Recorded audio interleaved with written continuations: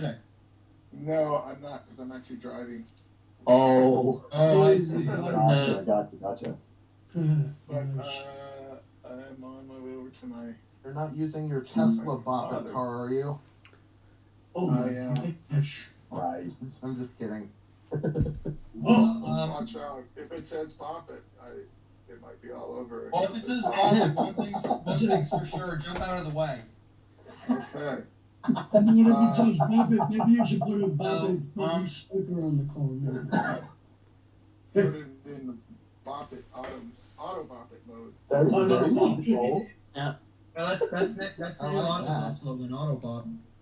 Autobot. Is it like a guys, remember, please, one at a time. Yeah. Oh, right, sorry.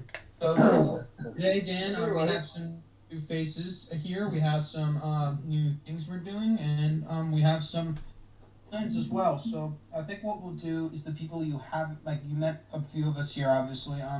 What we'll do is we'll introduce the people you have not met yet, and we'll go from there. Good. I know you bring a lot of order to these things. We try to keep it as structured as we can. You do a great job. And who would like to go?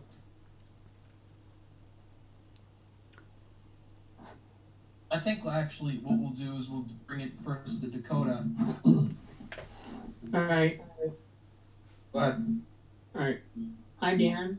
My name is Dakota Beechler, and I only have one Bop It, which is the Bop It XT.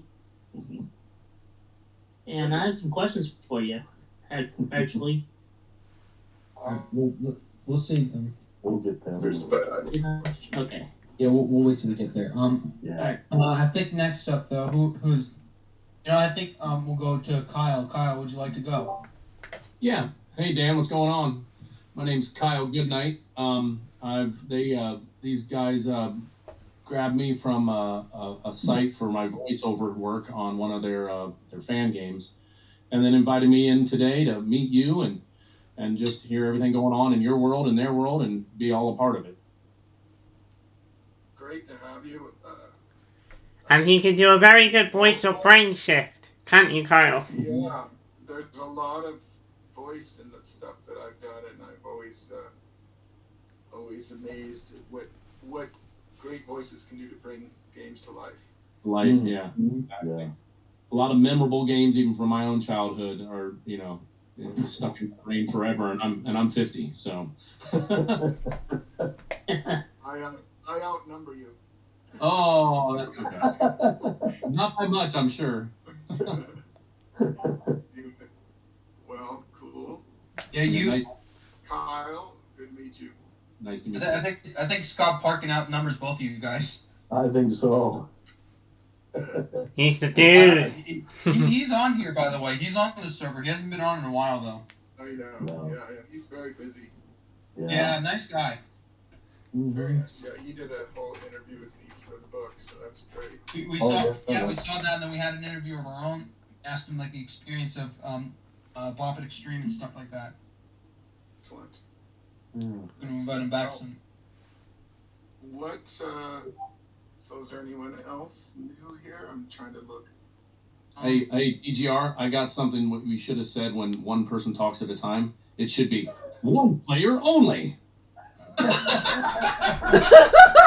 Oh, good reference.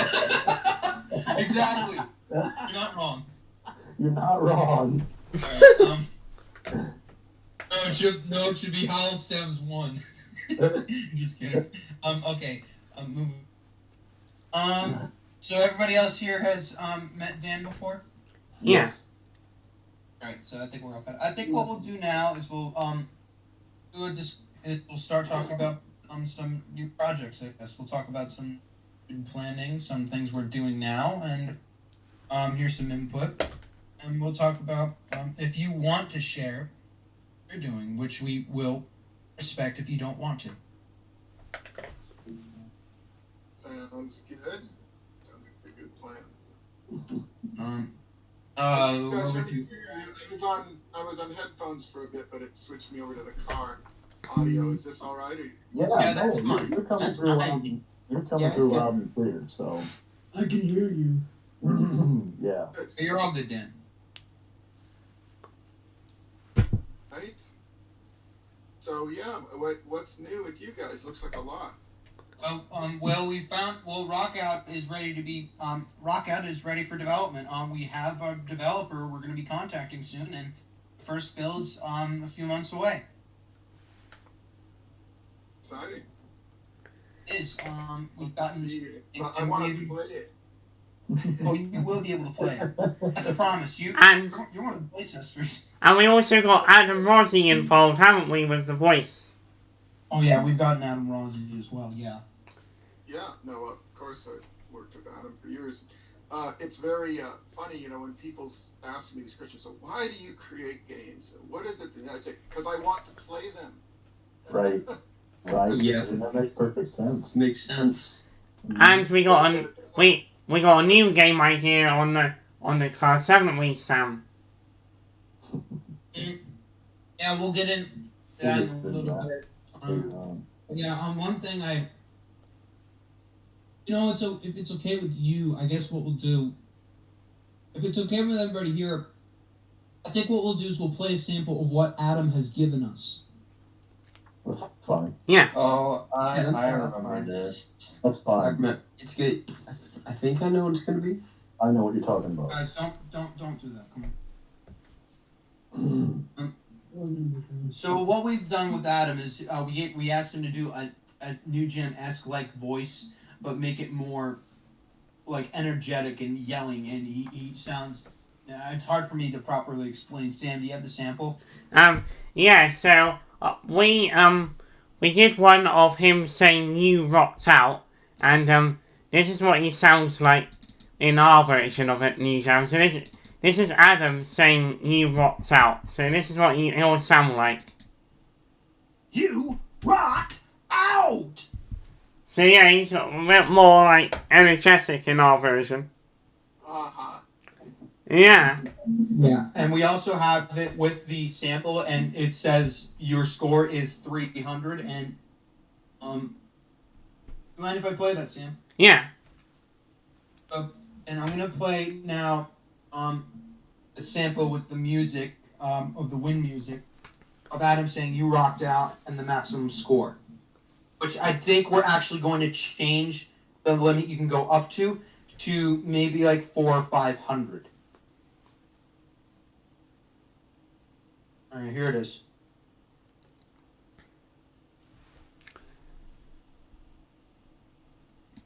You rocked out. Your score is 300. That's a very familiar voice. Yeah, that sounds. And what else did he do for us, Sam? He did a custom break the board Disney Channel trick, didn't he? Oh, we're going back to that now.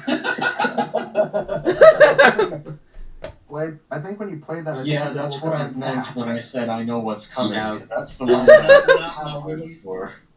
We're not going to do stuff unless it's directly related to the project. Yeah. Right. You don't want to have any fun. That's the main thing. Make sure you can at least. Yeah. Well, it's been a lot of fun getting up to this point, and now that Rockout's ready for development, we're ready to get it going. We're getting our build soon, guys. Rockout for 2022. There you go. Yeah. That's very exciting. I know it is on these projects, but it is important. We remind ourselves all the time. Oh yeah, have fun while you do it. Even let yourself be silly, and sometimes do things that are a little off the agenda, because sometimes that's where the ideas actually come from. You know, like Right. you definitely want to contain it and not get too off track. But sometimes I swear the things that someone says when they're joking around end up being crucial. So just a little, Yeah. But I know what you mean though. But that's great. Thanks for sharing all that with me. Mm-hmm. Yeah. For what you just said, is that your process on book? On the book? Yeah, like have a little fun with it, but try to keep it contained. I guess you might say that, although it's very tricky. I'm having getting distracted by a lot of my other projects, but yeah, it's the process. I think for anything is it's half sort of intention and more planning, and the other half is a lot of keeping this, maybe not half, but the spontaneity and the gut feel of kind of knowing it when some idea comes in that, you know, ideas are easy, as you all know. You can have a long more ideas than you ever need, and so it's hard to pick which ones make it into the final cut. But I'd say that that's probably the art, I think, of doing this for a whole career, is really trying to pay attention to when the thing that really is the one that sticks. How do you know that that's the one that sticks, or the edit that's perfect? I don't really have an answer, except I think that's what you kind of really have to pay attention and make sure to leave room for the new ideas that come in, but don't get lost in going forever without ever making up your mind. So I'd say that on the book, it's taken many revs to try to figure out what the chapters are, what are the stories I want in there, how to include the fans. There's like a lot, and it is, you know, the flip side of all this is focus. Where do you focus energy to make sure that it doesn't just ramble on like I'm doing now? Right. Yeah, I think Stan would most say talking in a field of flip people have sides. that. Yeah, creative people have that issue, and it's a balance. Mm-hmm. Yeah, understandable. I guess we can go on. Yeah, creative people have so much they want to get out of their brain. It's I fault on that as well. Yeah. You need to have discipline, I guess would be the word, and work with people that kind of, if you don't have that aptitude, make sure to work with people that do. So I always appreciate organizers to keep things on schedule. Mm-hmm. Right. So what is and what's the new, or did you want to talk about the new project, the Press Your Luck game? Yeah, so you're familiar with Press Your Luck? Of course, yeah. Alright. Well, Sam, that answers that question you had. Yeah, so basically, me and CTR had an idea, because there was a video game simulation of that game back in 2010, and they had it for, like, video game consoles, like for the PS3 and the Wii. And we actually play the Wii version sometimes, don't we, Sam? We do, and it's okay. It's nice quality. It's the game in itself. Yeah, and when they did the version for the consoles back in 2010, they used a guy called Terry Mcgovern, and we tried to get hold of him about our project, didn't we, Sam? Yeah, so Terry Mcgovern's a working actor who's been in several things. He was in DuckTales, and he was even in Mrs. Doubtfire. He was in a few things. The reason that Sam wanted to contact him is because he sounds very close to the late Peter Tomarken. Yeah. But for this new Press Your Luck project we're doing, it's actually also based off the new 2019 series that premiered on ABC. It's this huge version of the current show. There's things that are in from another show that Dakota was brought up on. It's all around like bigger Press Your Luck experience to deliver onto a computer we're going. I'm not sure if I'm wording this right. TGR, you did say something about Terry McGovern being on that. Let's save that question for later, Beyond. We'll worry about it later. I was just going to clarify something, but it's fine. I'll save it for later. So we got a modeler on this server, BitWizard, and he's made a model of the board, the big board, hasn't he, Sam? He has, and we're also planning to get some sound engineers. We're planning to get an animator. We have some custom sound effects for it. We have some new sounds. We have some new mechanics that'll be used in the game. It's not like a Bop It like for NJ Rockout. This is a more slow-paced, feel-good game. Yeah. If you do like you're doing, like stopping and right, you're gonna feel rewarded. Kind of like Bop It Smash. But isn't press your luck, like in the name luck, like isn't the wheel supposed to spin completely at random and wherever you stop it'll just stop somewhere? Does it matter where you stop the wheel? The Is that- square It used to be pattern based. Someone memorized it. We're getting off changing- topic, guys. Yeah. And Yeah, that's enough of us rambling now. Yeah. Yeah. But I mean, it does have a point. That's what I was going. We're not to gonna get into that. So yeah, that's our next press your luck. That's our next project, Dan. That's like a press your luck game, but it's supposed to be more than the original series. It's like the Bop It Extreme of the actual show in a sense. Mm-hmm. Mm-hmm. No, it sounds like a great premise. I mean, those games, are pretty popular trivia games, when they're done right, or game show type games. I actually know, working as an advisor for a company that's doing this thing called Game Show Live that's in New York right now, and of course with the pandemic they just have, they hit it at a bad time, but I think there's one of these, think of it like an escape room, but for game shows. Mm-hmm. Basically, they've got 32 people get in a room, and there's like a host, and it's a whole lot of interactive game show type of things where you can have teams of people. Each person has a little device with a button on it, so everyone plays with just a one button interface. But they've done some really clever things, and I just when you're working on stuff, as you say, the extreme version of something, it's always good to know all the things that are being done. And I would look up, as you look on that project, or this Game Show Live. I think this is where you can find it. But it's a live experience. It's not a video game experience. But I think There's been something similar to that I've seen actually in my mall. It's called the Game Show Room. Uh-huh. Yeah, it's something like that. I know what you mean. Yeah, I think it's a trending sort of thing because escape rooms did so well, and I've done, people look for another thing as people get back together that you can do together that's sort of orchestrated, lets people play in teams, that kind of thing. I personally love the way games can do that, and escape room for me was a little too heady, even though it's fun to do with people. They're looking for, I think it's the idea that a thing like that, anyone can just jump in and sort of do. And so I think you're on the right track with just trying to make it simple but group oriented.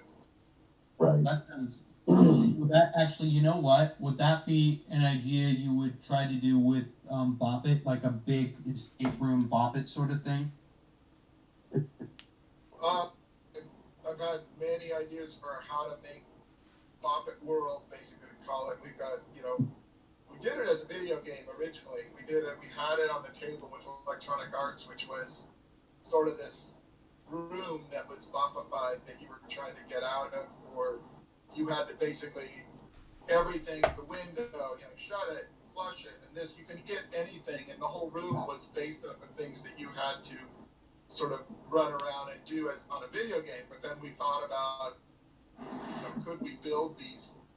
It'd be amazing. It's not that you can't do it. It's just every idea has an entire business plan and execution question. Like you can think of it in 3 seconds, but can you actually be profitable, and can someone blah blah blah? Every idea I come up with, I think, of course, but then, when you realize it, the question is how you pull it off. And, most Bop It variations have been sort of thought of over 25 years, but that doesn't mean you can't explore how, what's the way to do it that it would be successful. That's the real question. And can you put a team together, and can you get financing? And not to put blockades in it, but that's really what you guys are looking at right now, is you can come up with lots of ideas. And the really, really hard part is, and most people, is deciding which one to, because if you try to do too many, you'll fail. You have to find the right one, the right people at the right time with the right plan. And I I'd say that's the hardest challenge of creativity if you're going to try to do it even for fun. You know, even if it's a not-for-profit, you still have your time is the most valuable thing. Right. So Right. that's why a lot of ideas, when people say, "Have you thought of this for Bob?" But I feel bad saying, "Yeah, I don't want to kind of say I haven't thought of everything, but I've certainly spent many years thinking of other things you could do with it, and had to face the facts that you just can't do everything." And sometimes it's just about, you know, the right person coming along and saying, "Well, I'll like I just put a post, TikTok post up a couple days ago of the giant boppet I built in my studio that's been there probably 15 years. Sure. And Oh, nice. everyone, we've seen it at Maker Faire. You know, people say, "Hey, have you ever thought of a big boppet?" I say, "Yeah, okay, I'll post this just so people don't think I'm just saying." You know, so it's this beautiful machine based off, I think, Kane corrected me, it was originally based off a Boppet Extreme 2, but that chip wore out, and we substituted it with a Boppet XT chip. And just by making the Boppet experience bigger and amplifying the sound, it's this fantastic game where you can see 4 people around this table all playing it. And Wow. it just got, I think it's up to 1 million views in a day. Oh, wow. And that's Wow. But it's just, Wow. you know, a little 15-second video, Mm. it just sort of validates that people get it and it looks like fun, which is the main thing. You know, that's sort of one way to verify, well, maybe this is worth pursuing, and getting it into arcades, you know, all the things that we've tried in the past that have sort of failed for one reason or another. I'm just trying to say sometimes, you know, you need to throw ideas out there and see what people think to get a real honest opinion. And that one certainly shows that even though it's been sitting there 15 years, maybe the time is right now, where the time before it wasn't right previously. So, you know, those are, again. Sounds like a lot of interesting concepts, to be honest. Yeah. They're all very interesting. Yes, Boppet can be definitely expanded into many things, and it's one of the things that drives me crazy. Mm-hmm. Well, one question I have, though, I think you said before, though, that the giant boppet, the table, was that the one that kind of turned into a game show, or was that its own thing? Turn it, the Boptagon that was done on Nickelodeon or the Hasbro Hub show. The hub. Yeah. That was because they saw it in my office. That's how old that thing is. Because, you know, Hasbro meets with me. Yeah, I looked at the video right now. I see underneath it, I see the Boppet Extreme 2. I can tell. It is a Boppet Extreme 2, but that chip, the chip is actually not in the Boppet Extreme 2. We're just using, it makes it, I designed it. So you're using like its activation point? Well, we're just using literally a chip from that game, and the chip wore out, or it went defective after a number of years. So the chip is actually up in the top. The chip is not down in. We didn't want to take the thing apart to get to it. So the chip was real. So we just changed the chip out to. At the time, we didn't have a Boppet Extreme 2 that I wanted to sacrifice because it was old. So Boppet XT, when it was redone, as I now recall, was in the market, so I could ruin one of those for the chip. I took the chip out of it. So that was very astute of Kane to kind of know that it wasn't a Boppet Master 8. It was not a Boppet Extreme 2 when you hear the sound in the video. It is a Boppet XT. You know, but yeah, that concept of enlarging the physical actions that you do, and so that you have to run around, that's really how Hyperdash was created. You know, I created Hyperdash basically saying, how do you make you run and do things that are more physical? And you know, really it's the same concept of this Boppet. It tells you to do something physical and you have to do it. And that's how Hyperblast came about. CCR can do a really good Hyperblast voice. You're just asking for it now. There's the lesser known one too. The Wild Planet made called the Speed Slider, which is the very last product they made before they went bankrupt. Right, and that wasn't our product. That wasn't a thing. That was something. It was inspired, but we didn't create the slider. That was done internally there. So, Yeah. But it was a great company that they took a chance on something that was so outside of their line at the time. You know, they were just doing science spy gear. They were doing stuff, and it was because Hyperdash had a physical exercise, sort of a little different angle. It just shows that was the right company at the right time. And when I showed it to them, he was like, "Why has everybody passed on this idea?" It's like, who knows? You know, it just wasn't right for them. So you know, it's another. I mean, the only story in all this is all these ideas that you can say inherently are great ideas to the creators. Always, we all think our ideas are great. It really needs the counterpart of the you know, the consumer, but really even the consumer doesn't matter as much in the beginning. It's whether a toy company is passionate about it and it fits, and it has to fit them. You know, Wild Planet, it was a perfect fit for their brand because it was a little different. That they could tell a story about why this was good for you to run around. It promoted physical exercise, and that launched the whole thing. And so, in hindsight, you can always predict these things, but the hard thing is to find the right, you know, producer or publisher for your idea if you're going to go that route. So that's really the only wisdom I think I can say is over the years is knowing that if you believe in an idea and you can't find anyone else who's really interested, just keep looking. Yeah. Understood. One more question I have for you before I pass the mic to somebody else. So regards something I gave you. About that clock I gave you during our last meeting. Do you know what that plan is? Oh, well, actually, it's really interesting. You know, the idea of a Bop It clock, and you sent some graphics. Yeah, I sent you a graphic for it. I even showed you it on stream. Right. I wanted to know because I don't know, you haven't talked to me about it. I wanted to know what you were thinking.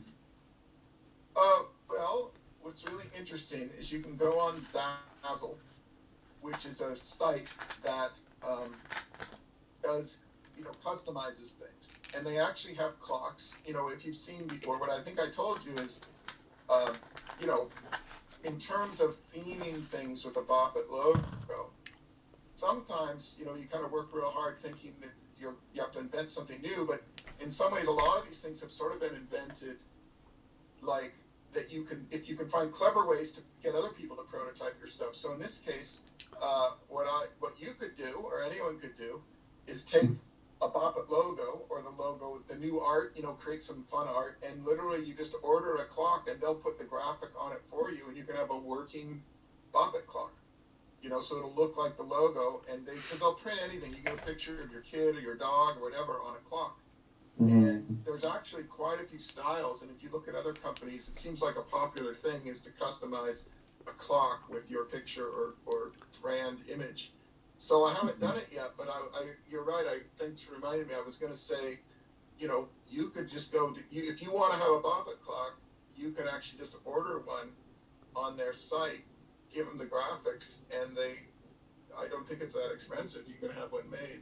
So I think some ideas like that, just being super brutally honest, the difference between an invention and an idea or a theme, you know, is sometimes it's just really, like I said, Bopifying things is relatively easy. You know, you can think of almost, because it is about physical actions, and some of the ideas are nice, but they're not like everyone's going to want one or buy one. You know, a few people might want that because they're really fans of Bop It. It's not like the toy where people. I've always been mystified by that. You know, what makes the difference where 1 million people want something versus 100? And sometimes when you're creating it, you really think this is amazing, everyone will want it, but it's really maybe just you want it, or maybe a few people that are passionate will want it. So Mhm. I just, when you think of ideas, I'm saying I think what's cool is your graphics, that you designed some custom graphics for it that are, your Yeah, that's my style for Bop It. I have a very specific style. I like it like that. I make different renditions of it. I customize a lot, and actually, a funny thing is, this isn't an insult at Hasbro, but somebody said I showed them like that special one with the glowing effects. You know, the one that looks like a neon sign. yeah. Yeah, they said it looks more official than what Hasbro's using. Oh, Yeah. Oh, Oh. believe me, I don't agree with half the color decisions they make. I was Oh. furious. Like, Bop It Maker, I thought was the worst looking Bop It of all time. It looked like a preschool. all they did was put Oh, the really? original one on its side. That's the best Oh, way I can wow. explain it. Huh. Yeah, well, the reason Bop It Maker was shaped that way was I wanted to. I pitched it as one, besides the style and all the things that's sizable, was to kind of pay tribute to the original Bop It with the shape of it. It was intended, but with some new controls on it, and the entire development side, the development cycle, it was always the original colors. And the reason, and so if you notice that the Bop It Action, the one that came. So The 2016 one. Because 2016, exactly. Because Mhm. that one used that color scheme, right? That was more the gray and teal, and kind of that was paying more tribute to the original. And then, but not really. They changed their mind at the last minute that they thought it would be too confusing, and they said, let's just go with the white. And I was like, no, it looks like a Fisher Price toy. I even just inside scoop here, when you see something, just to not, when you see a thing that a toy company comes out with, know that there's a committee of often people that are just not qualified, in my opinion, to actually make the color choices. Right. I took a picture when they sent me that. I took a picture of it with a bunch of Fisher Price preschool toys and just set them all on the table, just to say Spot the difference. That's a dumbass right there. That's nuts. All right, pissed them off. I said, well, I'm sorry. Like, this is who you're. Are you blind to the fact that you just created a thing that looks like a baby rattle, and you It's just like what color is a really huge emotional age grouping. So just, no one has all the answers, but everyone has an opinion. But I tell them mine's always right, so I wish they'd just listen to me. Right. If you've seen in the artwork I make, though, I usually go for the style that the original Bop It try to stay in. I keep like mute colors, like usually black or dark colors, and even there's only ever been one Bop It design I ever made in white, and that was the download. And immediately after that, I changed it to a dark gray. I try to keep consistency when I. Yeah, that's what I do, and these are specific. Keep in mind that rules are meant to be broken as well. I don't mind that people. Like if you look at what I'm gonna send you though, my original design, my Bop It original design, when you can. This is how I think. Like I made this, and because I thought like, oh, you made because they re-released the Shout in 2019. I'm like, why don't they just do something like this? So I made this. That's kind of how I got back into this community. I think it's cool to keep, Bop It, one of the cool things is it can take lots of different colors, and often, as you guys know, there's some custom color variations that are done. I personally love the monochrome ones, like white on white or black on black, like the English ones. I think those are just You know what? What's funny is I was gonna do those. I made one with black on black with a little bit of white. I was gonna do the white one, but I switched it out. I made it blue instead. Ooh. Yeah. I made it a blue Bop It Extreme 2. I think my only advice there, not that you're asking, is to don't get too attached to, These were made the 2 years color- ago.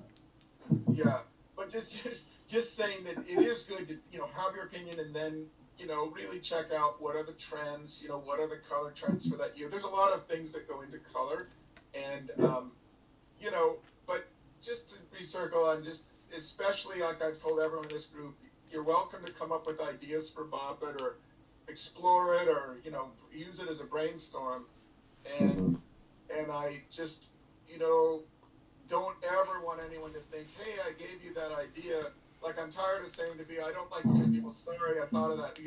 We're not in a situation where anyone I don't realize is trying to pitch me ideas, but I'm trying to just I'm trying to give feedback. Like when someone comes up with an idea, happy to explore and explain, what I think makes for good brainstorming and not. But I don't feel offended if I don't ever take up anyone on their ideas. Is what I'm trying to say. Right. Only because you can't imagine if you saw my archives how many billions of hours have been spent on not just Bop It, but every variation of it. When you have a successful game on the market, like Perplexus, Bop It, Hyperdash, even all the Simon, we probably have 30 variations on Simon that are, hybrids between Bop It and Simon and Hyperdash, all the stuff that's out there that you've seen us do, that's like the tip of the iceberg of how many things we had to go through to come up with the ones that actually make it to market. So, and that's how Break the Board came along, or one of the few things that was kind of materialized by that, I'm guessing, because that has elements of the level system, for example, which you've kind of tried to make sense of on the modern Simons. You're right, it started as Speed Simon. Oh. We were Wait, trying really? Yeah. Speed Simon? Yeah, we were trying to make a game because they for Simon that uses speed as Bop It is reaction and audio reaction. Simon is memory, but a combination of the two was what we were working on, and it was because it was supposed to be speed. We were using hand gestures, sort of karate chops, and it just sort of came out of the idea of a board. But the reason that's not enough. I guess just to say, in the market, maybe people would buy a Speed Simon, but Hasbro didn't think so. So I'd buy 3 of them. I would. You guys are electronic game geeks, okay? It's clear that you might not be the mass market. So I'm an electronic game artist, I consider myself. Good. Well, that's still a small group compared to what they're looking for. So what happened is we rejected it, and then that's kind of good because it didn't have the breaking feature. So what we did was I was thinking, how can it's not enough sometimes to really make for a new thing, because even the retailers say, well, yeah, but what's that new about it? And so that came out as like, well, what if it could be a game that you could break, and that idea, it's got cool, the gameplay is one thing, but to say, how can we do this? And the challenge of making Take a hammer to it. Yeah. Take a hammer to it. So that's how Break the Board came out, and a very, a company, Yulu, who's never done anything like that, took a chance on it. And I know That's Adam is voicing it, right? Yes. Yeah. Yes.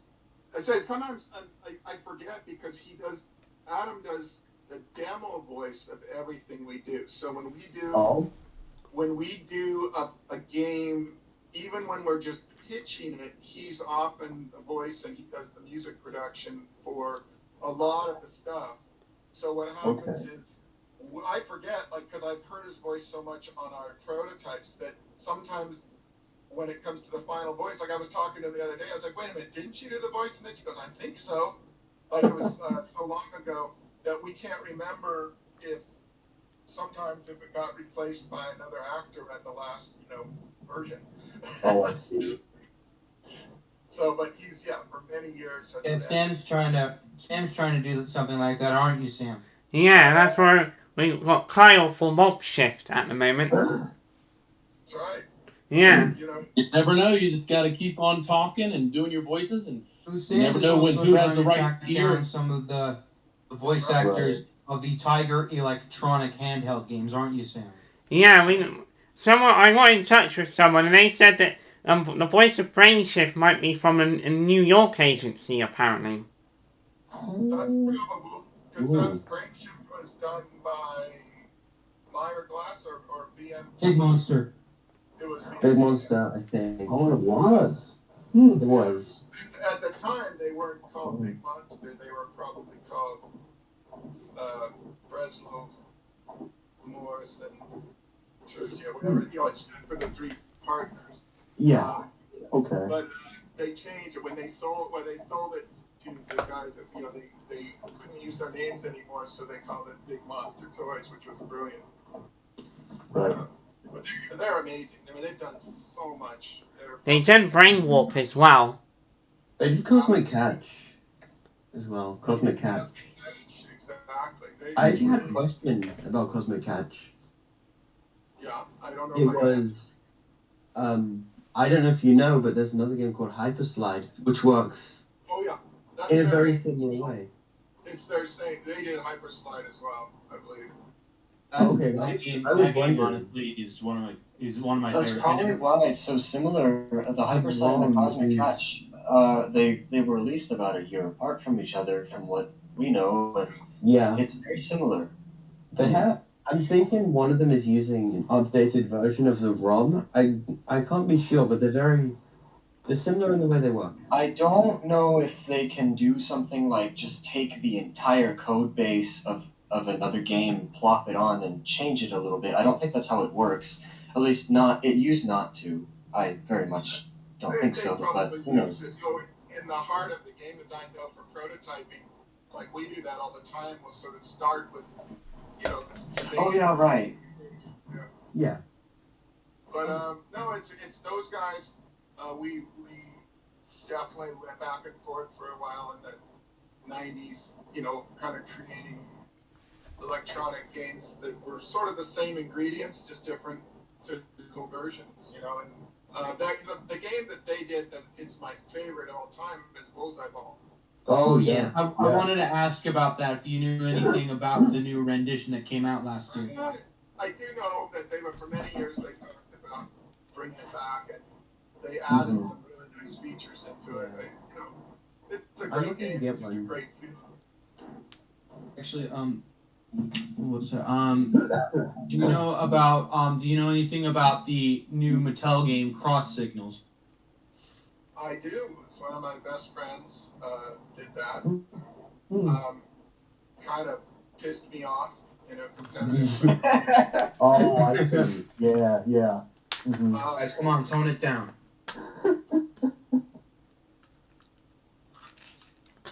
How did it piss you off, Dan? Usually one of the guys there is one of my best friends that I met 20 years ago. And they usually do, that's an inventing group that they usually do a lot of, the balloon animal remote control dog. Squeaky. Yeah, that's I what. have No, We're not bringing that here. Oh, don't get me started. Anyway, I will go. I all the inventors, we all know each other, and I think those guys are fantastic. They're really good inventors. Oh yeah, speaking of dogs, yeah, we call that one a dom. That was a dog that was released to the market last year. We call him the Domage dog, don't we, Sam? Yeah, that's what we called Squeaky the Balloon Dog for a short time, and then it came into this ad character thing that we started doing because I don't have any hands. I mean, I have to say, Cross Signals is very good. So what did they do when around that time, like when they made Cross Signals? What was happening? What is your review of Cross Signals? It's amazing. Very good. I don't have an opinion. I'll say this, for what it is, it's a good game. I just need to figure it out. Yeah. It's not meant to be auditory, it's meant to be visual, but you can still kind of figure it out from what I've been told. It's quite Actually, It's a good game. Well, here's I'm pissed off is we had a game with using two devices that it was in Hasbro at the same time as this was at Mattel, and when this came out a little before. No way. There was a game called Simon Sticks that uses Simon Sticks, yep. That was a good one. So that's sort of how it goes. That's one of the hardest things. You can work on things for a long time, and sometimes I come up with things too early, sometimes too late. It's one of the reasons you just can't win them all. Right. I think I've never shown you guys that I literally pretty much had the idea for Tamagotchi 8 years before. Yeah, I'll be back later. Okay. And Okay. I have sketches and simulations, stop motion animation I created. And it was so early that when I showed this idea for LCD pets, and nobody knew what to do with it. They just, I had companies think it was cool, but they just sort of shook their head like, whoa. And I forgot about it until 8 years later, Tamagotchi came out, and I thought, damn, I should have kept showing it. Yeah. So, what? I think my internet just died. That's not yours, that's You're not fine. Yeah. Okay. And by the way, can I say something? Go Can I ahead. say something? very careful. So Right. look in the market and see if you think it's the future. Okay. Yeah. Dan, you're on up a little bit. Yeah. Let's just. I'm gonna do it. It might be that night. Oh, okay. I think it's better now. You're fine. Yeah, it's back. You're fine. Could I say something though? Go ahead. I was thinking, that they've made the Salmon Touch, like the Touch Salmon in 2013 by, Basic Fun.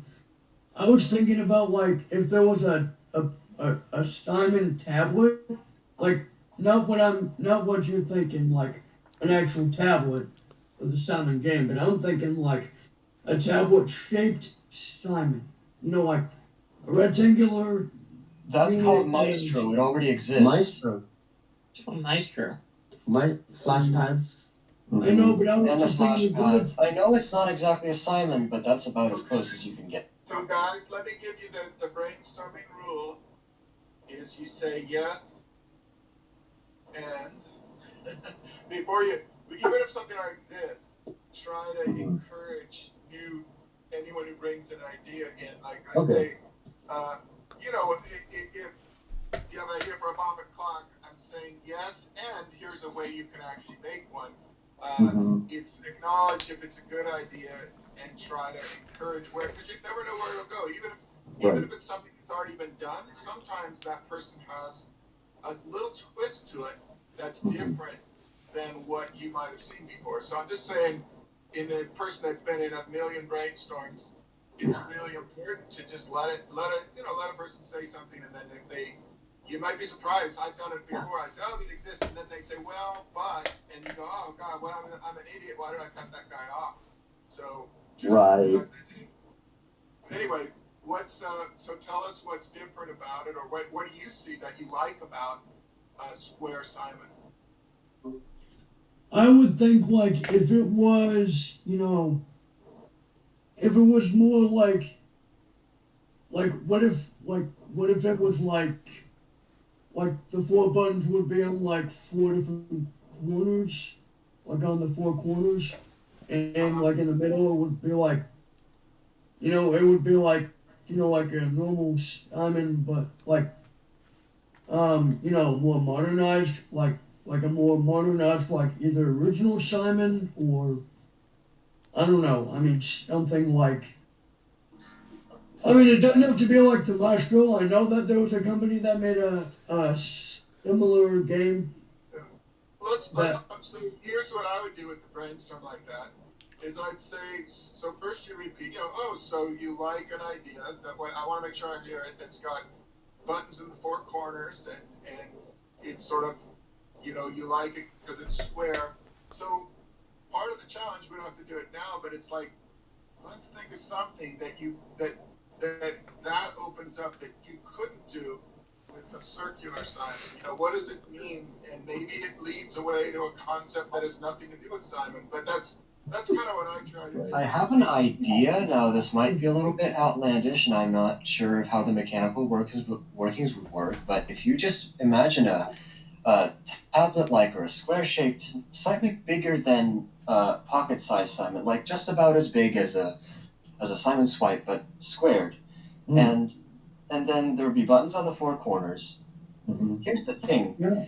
What if the game would be able to call you, instead of pressing a button, every so often, it's like instead of with a loop shifter, kind of like shift configurations, it would call to turn the game 90 degrees to the right or left. And so it would change positions, and the lights, the colors would still be Oh, nice. where Yeah. you're holding it, but you would still have to kind of figure out, like, all the buttons would be flipped around at that point. Yeah. Oh yeah, can you I see what you're saying. Either that, or kind of like What's that the problem? game on the computer. would the game be able to detect if you turned it around? I I don't think see so. why not. I don't see why not. You know what I like about a square that's different than a circle is they can sit on a table on one of their sides.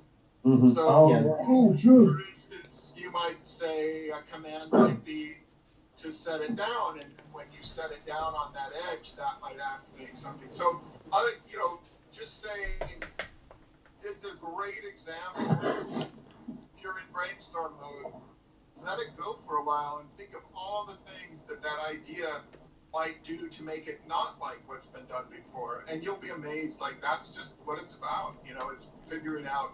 The ideas are free. You just sort of want to let it run for a while, and then go back and judge whether they're good or not. But I love what you just did there, talking about the way to how it might shift the colors. It's great. Mhm. Yeah.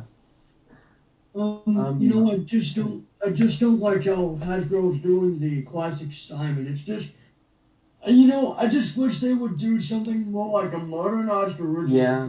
We got the Yeah. 1984 Simon down here somewhere. Yeah.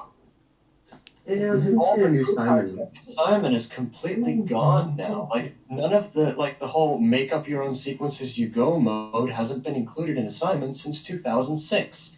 What? That's true. Well, 2013, sure, but Touch Simon, but Well, the last. that was kind of the last remnant.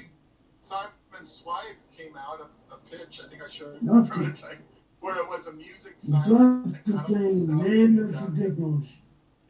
It just had a little swipe move in it. That's what kept. Guys, I That's have what about, happened. Yeah. I have about 15 more minutes, just so you Okay. know, in case there's more. I want to make sure. Again, we can get stuck on brainstorming forever, but what I love this. I love hearing your ideas. Okay, before we leave, I think I should take the initiative. I want to ask about the Unibot, because that's the one thing that's kind of on my mind at the moment. I want to Here. maybe I'm figure out. about 16 hours a day, so I'm glad you asked. What do you like about it? What do I like about it? Well, I like the fact that it's finally a new idea that might even take off as early as this year, and that we're going to stop seeing these constant microclones. That's the only thing I wish for, really. Anything to break up the monotony. Right. I know what you mean. Because you guys are very attuned versus the masses, and it is you voice a frustration that I have as well. And as you know, I would love all the characters and things to have each one a very unique feature. Yeah. But it's not my decision. However, thank you very much. The Unibot started as a joke on the front of the book, and the more I looked at it, and I have prototypes right here, I am extremely excited for a few reasons. So, and I as I told you guys before, as I get prototypes and things, I'd be happy to send things out for you guys to test. But the cool thing about it is that by making it less like I tried it with double bop and hold and all these other, and in a way it's better in my opinion. So where I am now is just bop and don't bop, because you get more confused in some ways with a single button interface than when you have too many options. And one of the things that I'm doing right now is it has the command bop it, but I'm how bop it is, it says bop it, and when you bop it, you hear a cymbal crash. right? Right. Shh, bop it. Shh. Yeah. Well, what I'm doing is I'm flipping it on this one. So when you press it, half the time it says bop it the minute you press it. So you press it, it goes bop it. So what does that mean? That means you can bop it immediately, or you can wait a few beats because it'll give you a few beats till you have to bop it. But it sort of does something interesting because it means the minute you tap, it gives you the command, which means you can go as fast as you want to.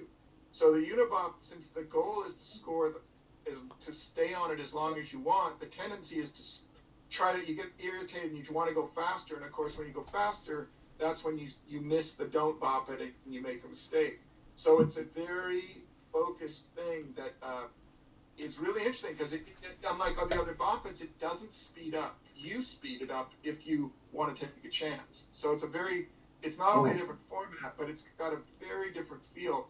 And one of the coolest things about it is it's being designed, as you know, in some of the things I've done, to take a lot of different voices. And I'm getting a lot of interest in the background here for doing one where I put it out on social media and people vote in, who gets to say bop it. Mm-hmm. So it's got 10 spots. If you saw the latest version, it says, I took clips of Buddy saying bop it 10 different ways. And when you listen to it, it says bop it, bop it, bop it, bop it, bop it, bop it. And it's so different. And that's there because eventually imagining all different celebrities and people. So as we do this Bop It for Good, where it's raising money for some very good causes, as you know, that's the idea, is to get to make it a product design so that it's super simple, but the art of it is in the voices you hear and how long can you last. And the other thing about it that is, I'm just experimenting now, which I, again, love your opinion once it's there. So when it says don't bop it, right now it just says bop it, don't bop it, don't bop it, don't bop it, and it plays music. What I'm trying to experiment with is how long do you think is fair between the word don't and bop it? So sometimes it says don't bop it, and sometimes it says don't bop it, and sometimes it says don't, bop it. So your mind will wander, and I don't know at what point is the right amount of time that's fair to make someone wait, or what amount of time. Wait, so am I understanding this right? When it says don't, that's just the word don't. It doesn't say don't bop it. It just says don't. Am I right? That's in that case, I think you don't know what to do. it would be better if you waited at least a second. Like it would say don't bop. Because if you make it wait for less, people are going to get confused. Yeah, it says don't. Well, no, but don't bop it. Until it says bop it, you can't bop it. So if it says don't bop it, or it says don't bop it, or the rule is, in the bop it that follows a don't is a command to don't bop it. Yeah. So. Oh, I see. I see what you're saying. So it's made out of two parts. It says don't bop it, but when it says bop it, you don't bop it. Still don't bop it until it says bop it again. Right. If I tell you don't talk. Mm-hmm. Don't talk. Don't talk. Right? Yeah. Right. I get it. Until I say do talk, meaning bop it. So, it's like Simon Says, but in that case, I'd reverse it. I'd make it so that it would be better if you didn't wait too long, because a disconnect between don't and bop it is going to cause the person to assume that was a different thing that just happened, and now they're able to bop it again. Or you should make it sound like words that sound like bop it. I don't know. It's I've got a bunch of different samples that I'm playing with, and I will post it, and I'm going to throw this out online, in TikTok or Instagram. I'm going to say, here's some samples. What do you think is too much? What do you think is right? And I'm sure we'll get lots of feedback. But once I get a working, prototypes of it, back. I'm just programming that. It's really funny because your mind, it is very, very different to play a one button Yeah. bop it. And the other thing Like is the zinging. dividing don't and bop it. I can also have don't be say don't in several different intonations, like don't, and then you just have all the different ways to say bop it. So sometimes you get don't bop it, and sometimes you get don't bop it. You know, it's really it's entertaining to hear it, but it's also it means you have to really pay attention on whether it was a don't bop it or a bop it. So I don't know where it'll end up, but I'd have to say I'm pretty excited about the voice. The voice If is one of the things. I'm hoping that I'm not interrupting anyone. I'm just wondering. So you're saying that your goal is to have multiple voices in and make it so that more people will have their have the chance to say bop it and don't bop it and things like that into the game. Question is, does that mean that all of those will come in at random as you play, or is there going to be some sort of mechanic where you can Like a download thing? like a menu? No, not a download. But it's probably just going to be in the game itself. I just meant like, is there a plan to have any kind of menu, or do you just press the bop it button, it starts a game immediately? Well, very good question, and there's been a lot of thought I've been putting into. You know, at some point, I think that's coming. Like a way to what I really want for fundraising reasons is a way to do a bop it and have it be downloadable so that you can go to an app, and if this took off, my dream is that different celebrities would donate their voice, and when you pay for the download of their voice, it goes to a charity.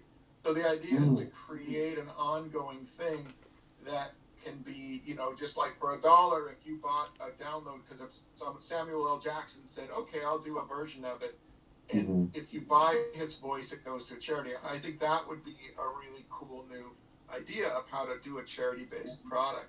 So that's where I'm thinking. However, the cost of putting in those type of protocols and Bluetooth and things, everyone thinks, oh, it's not that expensive. Believe me, in toy dollars, it's expensive. It doesn't.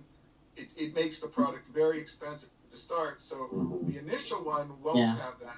It's going to be something that's within bounds of a standard low-cost chip, and that means I will. But what I do want to do is have it be that for a bit you might not hear certain voices until you've gotten past a certain level. So there's a bit of a reward base, so that if we have some big celebrity donate their voice, it means that you might not hear them till you hit 1,000, for instance, something like that. I see. Yeah. So Okay. that's about the most we can do to do it. But I'm a little torn on it, because if you do that for the mass amount of people who just buy it, they might be disappointed because they're saying, but I never heard Brad Pitt or whatever, whoever puts their voice in there, you know, they might be, so it's a little tricky. The other thing is there's then plans to make this work for people like a sports team says, we're going to do a, you know, Green Bay Packers. Well, let's not choose them since we beat them yesterday. Hey. Oh my gosh. My mom's a Packer fan, so. So, you know, and wouldn't it be cool to have that sports team as a, you know, as their logo with the Bop It, and it was members of the team that donated their voice for a good cause. So I'm really excited. That's what Unibop is about. It's about unifying people through people lending their voice for great causes.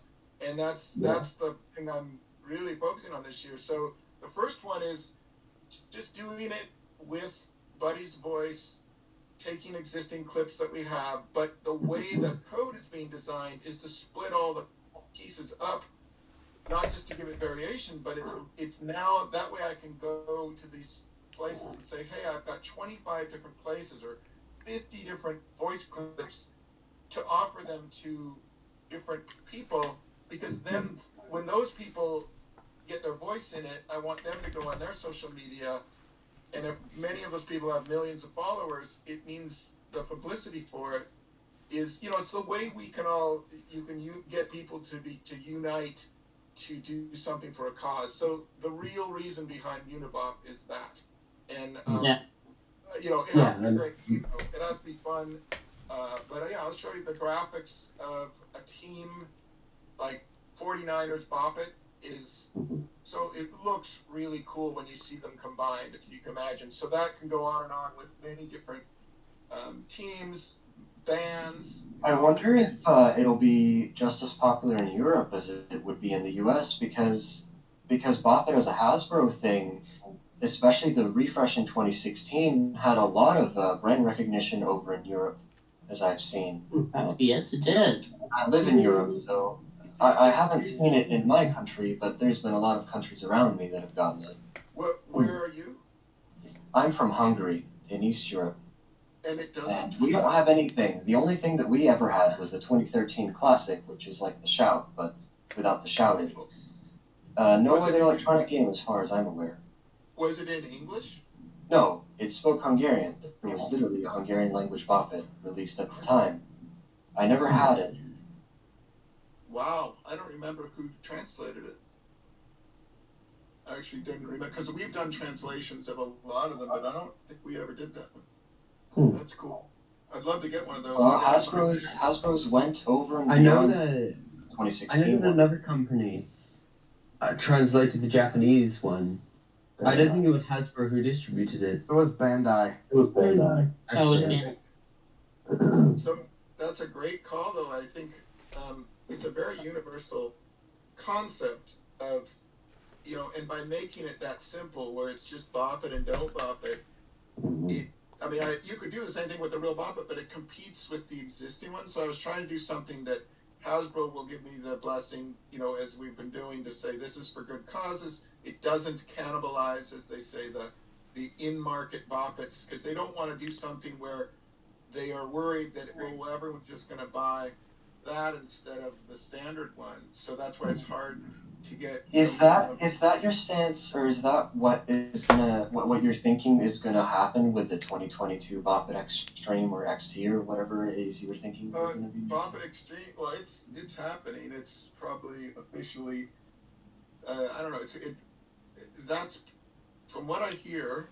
The trick these days is with shipping and supply chain issues and all that, is making sure things happen. So that had to have been planned. We had to do that 2 years ago or a year ago. They're like, scared to death that they wouldn't get it out. So unfortunately, a lot of the things I wanted to do with the new Bop It Extreme could not be done because they had to make a decision so early. So very sadly, it's like there is a head-to-head game in it, but with a little bit of an improvement. But it is. That's very good to hear. Nice. Yeah. I have a very burning question, Yeah. but I don't know if I should ask it or not, but I think I might. I was going to say, I know that Toy Fair is up ahead, so I was going to say, do you think there'll be any games shown off? I don't even know if they're doing Toy Fair this year, but I know that it normally happens around this time. London Toy Fair is happening. It's the only one. Nuremberg and New Oh. York. Oh, wow. So London Toy Fair is happening. They probably won't show it because it's only going to be released, I believe, on Amazon and maybe Target, but not, they're doing it first anyway at, I believe it's Amazon first, and that's bad for specialty shops and things, since it means the company, when they show anything at Toy Fair, it's because they want specialty shops to be able to order it. Correct. If it's not going to be available for them anyway, they probably won't show it. So I was pretty disappointed with all of that news, and that's why I wanted to take it into my own hands and make some product that could get out there, like the mini Bop It, the world's smallest Bop It. Yeah. Was total compromise, and it doesn't have the original sounds. It's got the sounds of the current Bop It in the style of the old one.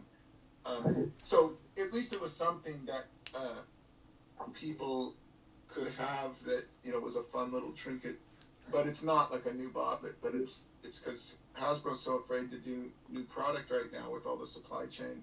Sure. Yeah. Sure. One question I had, having to do, I know you were talking about like charitable causes and stuff. I just wanted to tell you, thank you for your advice with the Muse for Autism Foundation. I did get in contact with them last week. I saw that they wrote you a thank you. Yeah. Yep. The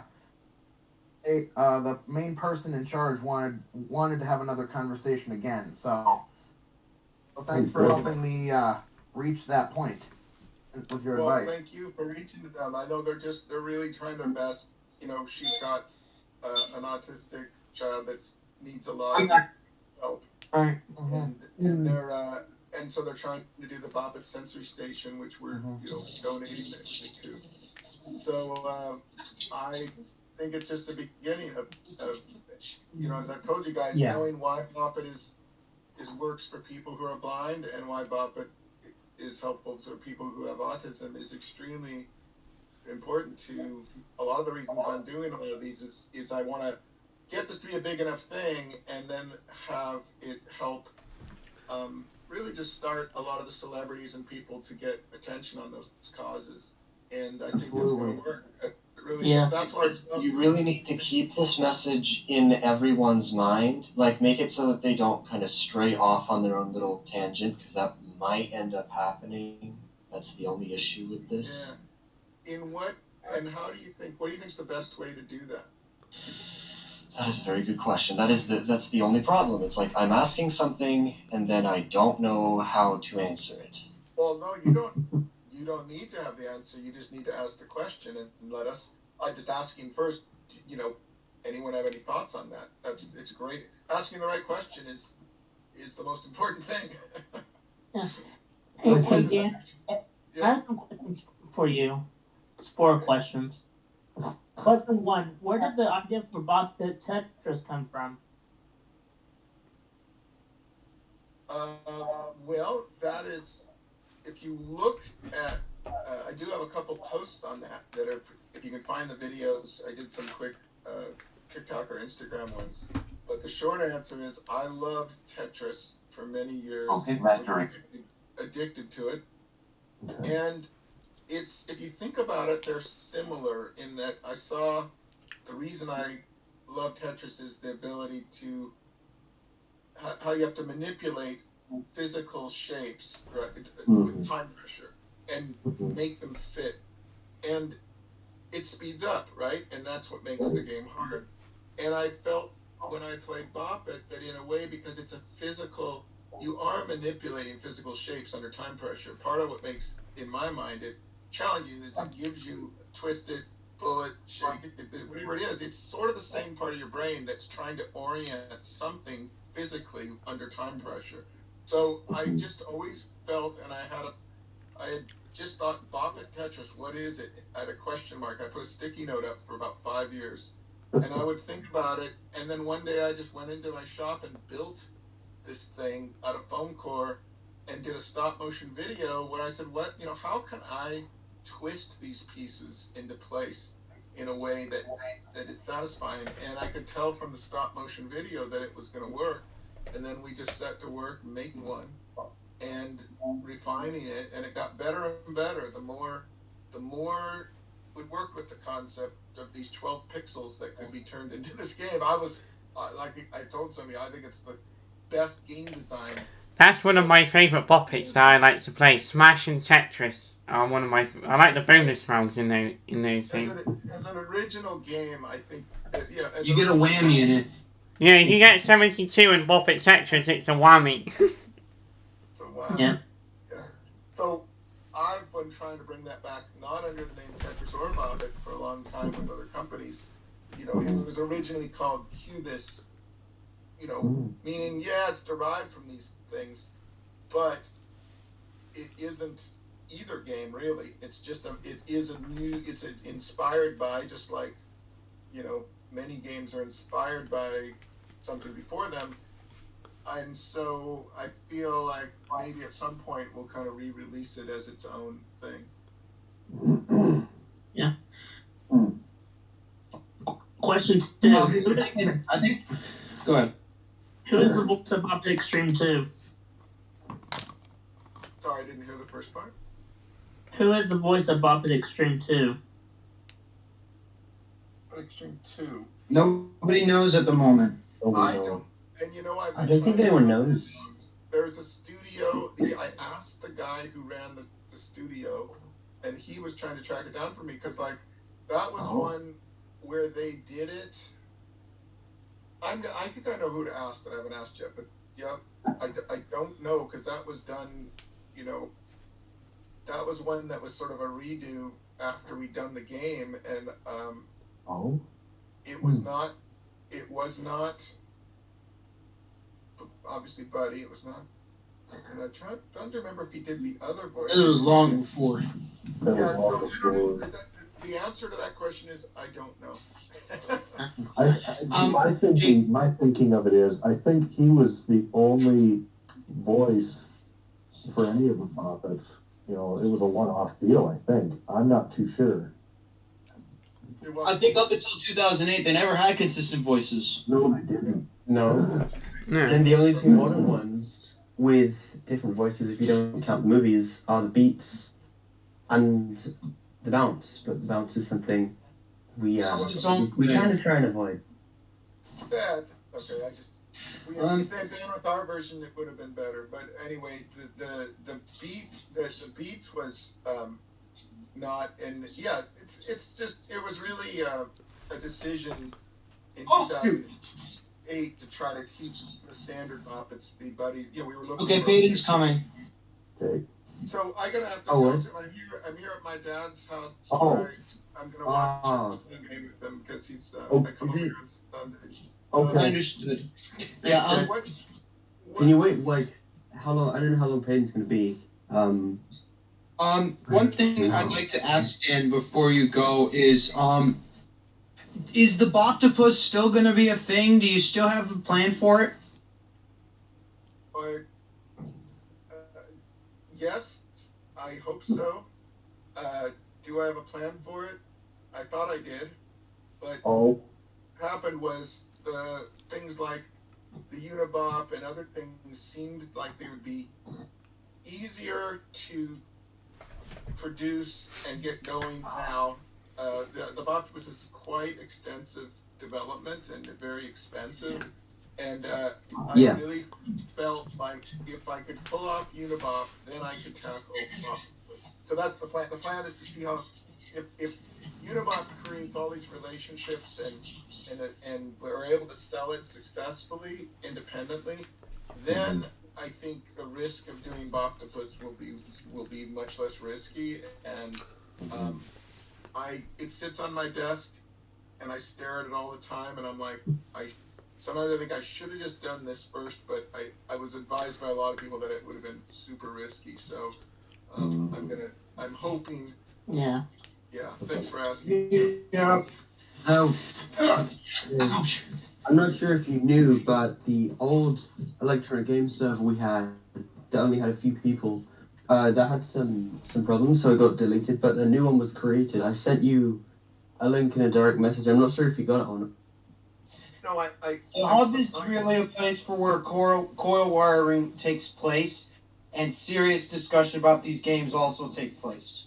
Right. Yeah, this is a different server altogether that has absolutely zero activity because you are not on it. You are the only missing link. I am the only missing link. So how do I? Sorry, I'm so inept with Discord. It's fine. Are you on the phone? So I can give. Wait, I can't because I'm not friends with Dan. Well, I'll try it anyway. I'll pass the link. Okay, let me try. I'm gonna try and. The server is called Project Profit Discussion. I sent you a message about the Spider-Man because I'm looking to get one, but it's right before that. It's I sent it right after the last meeting. Don't ask me to join. I'm not going to. Let's see. Pixel. It should be on the side, but if you click the top left of the screen, if you get off of, or if you tap and hold on my icon, there should be a message button, and then if you press that, it will open it, I think. Hey Dan, I have an idea for a new Bop It. The Mario Bop It. I love Mario Brothers. So Sounds like interesting. Sounds like a good one. There's probably, you know what I'd love is to have a list of, if you were to rank what would be the next Bop It you would like to see? You can probably come up with 50. You know, where would Mario Bop It be forever? Like, that's what I think Hasbro has trouble knowing. Like, they only do them for movie releases. So that's why Spider-Man came out, because the movie's been released. I don't know the answer to your question about whether or not it's going to be available in England or not. I really don't know. That's up to their distributors. But I know it's quite popular. So, you know, sometimes it just takes a while to get them to these other places. Yeah, that's true. Let's see. But it's all based on movie releases, and, you know, that's where they get their PR. So tell me, I would love to, you know, connect or friend or anyone on here. I'm not trying to not connect. It's the exact same set of people that I think Dane's it. I just popped it. Like the first meeting that we had in July, I think it was, or August, whichever one. July I think it was 24. Yeah, that was when we were holding it on that specific server, and and it's the same people. It hasn't changed. It's just that it had to be recreated because Except what happened previously. Except I'm on it, except for Dan. I mean, has the invite link expired? Do you think maybe no, it we need to send it again? Have you opened what screen have you got at the moment? Dan, which screen? Okay. So press the.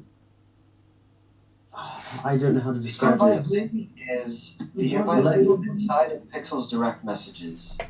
It's hard to describe something. You click on the home screen. Completely different. Okay, so I'm if you're looking at the main screen off of the voice channel, you see the list of channels or messages. If you try and swipe to the right, that might work. So, but if I look at direct messages, shouldn't it be if I click on your icon? Shouldn't it be? Yes, it should. And then if you scroll up, it should be there. I can resend it if you wish. That's fine. Just, you know, maybe it's just I don't see it. Oh wait, here. I think I'm gonna be condemning the Bop It Rift soon. So what are y'all trying to do now? Just get the invite link? Is it Project Bop It discussion? Is that what it is? Yes. Yes. I found it. That's the new one. I was unmuted when I thought I was muted. Great job. I just put it on. So I'm on that now. Yeah. Nice. This is a completely different thing Very from the much rest. for that. Oh, there it is. I'm There it is. sorry. I hope I've been all helpful, and I'm sorry, Peyton, that you joined late. But we're, you know, I'm definitely happy to do this again. I know I'm super busy on a lot of. Yeah, take your time. On a project. And it's not that I don't love. I love encouraging you guys. You guys are really important to have such a passionate core group. So I'm gonna try to stay more involved. But you know, go ahead and try. I will. New Year's resolution. I will check this more often. And I'm happy to answer questions. Yeah. But I'm just gonna. I want to try. Like I said, I love if you have anything when you're any demos, stuff you're working on that you just want my opinion on. Try something. I'm happy to try it. And even though I'm gonna probably say when someone says I have a Bop It idea, I'll say, well, I'm trying to encourage it. Yet, like I said, it's just trying to give you a little info on why many great ideas don't get made. It's you can imagine why. So it's just a little bit more, you know, just my opinion, but that's sort of how it works. Makes sense. So and I think TGR, I want to see you get one of those get your art and make a Bop It clock on Saturday. I'm not gonna do the clock, Dan. Okay. Well, I'm gonna say, you know what? I think what I'm gonna do is I'm gonna shelve that for now because, well, I'm starting up actually taking commissions soon. I'm setting up a Patreon, and I'm gonna start doing some commissions soon. So I think what I'll do is I'll shelve that for now, and if I ever get time, I'll go on that website and I'll commission a Bop It clock, and I think I'll either send it to Kane, Sam, or you. Well, I would not have a use for it.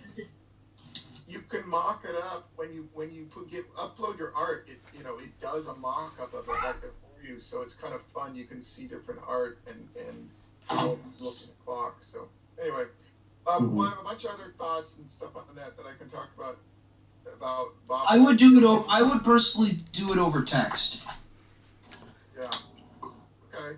Well, As for the state of Bop It Rift, I've been trying to make a deal with the EGH that it's a beginner server. This is the introductory to Bop It and stuff like that, where you can learn about these things.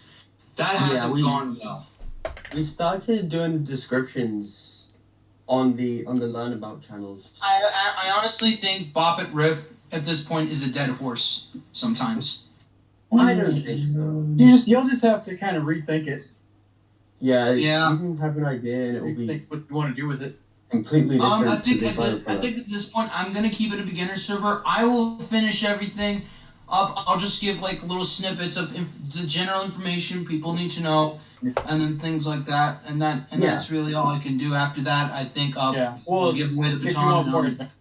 More advanced information like the test modes or whatever, you can always, we always have. I'll explain. I can have explanations on what test modes are and things like that. But I think when it comes to like when it comes to actual games, I'm not gonna go in depth. I'm not gonna go all out. I'm gonna give them the answer that they can understand. That makes sense. Yeah. If they want, people want more information. We have the the Electronic Game Hub.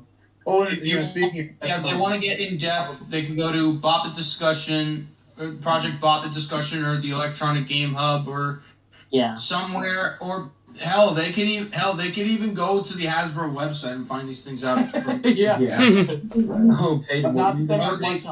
As soon as that's done, though, they leave Bop It Rift. They don't need it. All right, guys. I think the last. Right. I'm caregiver